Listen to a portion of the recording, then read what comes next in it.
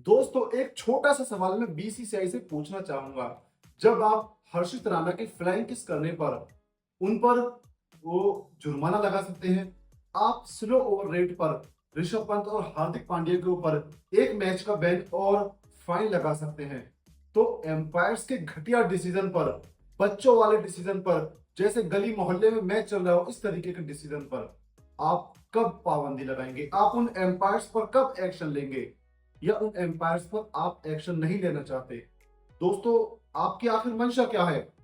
क्योंकि जिस तरीके का आज के मैच में डिसीजन दिया गया, जिस तरीके से फैफ डू प्लेसी को आउट दिया गया, साफ दिखाई दे रहा था फैफ डू प्लेसी आउट नहीं थे। एम्पायर ने भी माना, थर्ड एम्पायर ने जब उनके पास डिसीजन गया तो थर्ड एम्पायर ने दो कैमरों से देखा, एक राइट कैमरा एक लेफ्ट कैमरा, आप मेरे पीछे देख सकते हैं। एक जो कैमरा है उसमें दिखाई दे रहा है कि बैट जमीन पर टच है, एक कैमरे में दिखाई दे रहा है कि बैट हवा में है।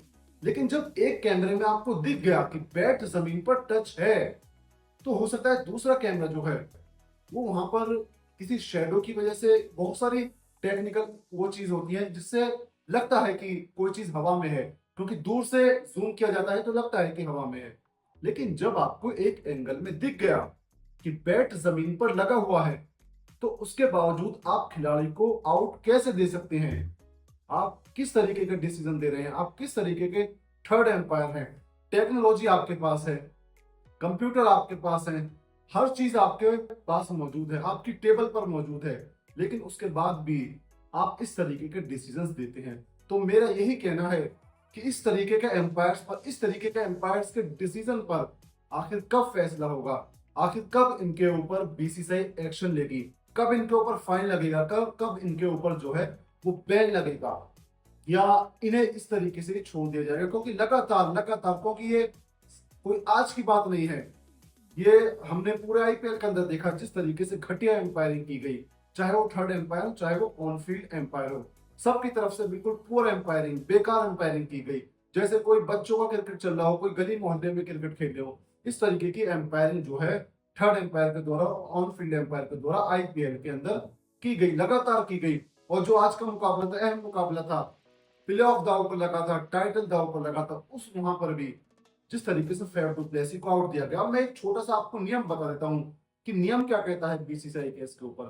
बीसीसीआई का या इंटरनेशनल नियम, आईसीसी का नियम इसके ऊपर ये कहता है, जब आप देखते हैं कि आपके पास 50-50 मार्जिन, मैं आप 50-50 मानूंगा, मैं नहीं कह रहा 100% है, एक कैमरे में दिख रहा है कि बैट जमीन पर, एक कैमरे में दिख रहा है बैट हवा में है, तो 50-50 मैं इसे मानूंगा।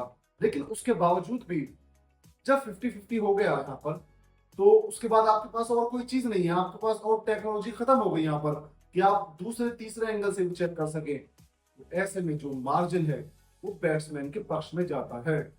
यहाँ पर आप, क्योंकि आप जब भी बैट्समैन को आउट दे सकते हैं जब आपके पास पूरा 100% आप कंफर्म हो। जब आप 100% कंफर्म नहीं है, तो ऐसे में आप बैट्समैन को आउट नहीं दे सकते, ये आईसीसी का नियम कहता है। तो कहीं ना कहीं कह सकते हैं आईसीसी के नियम की धज्जियां उड़ाई जा रही है, जिस तरीके से ऑन फील्ड एम्पायर और थर्ड एम्पायर के द्वारा आईपीएल के अहम मुकाबलों में। तो दोस्तों आपकी राय में क्या फैफ डू प्लेसी आउट थे या नॉट आउट? कमेंट कर हमें जरूर बताएं।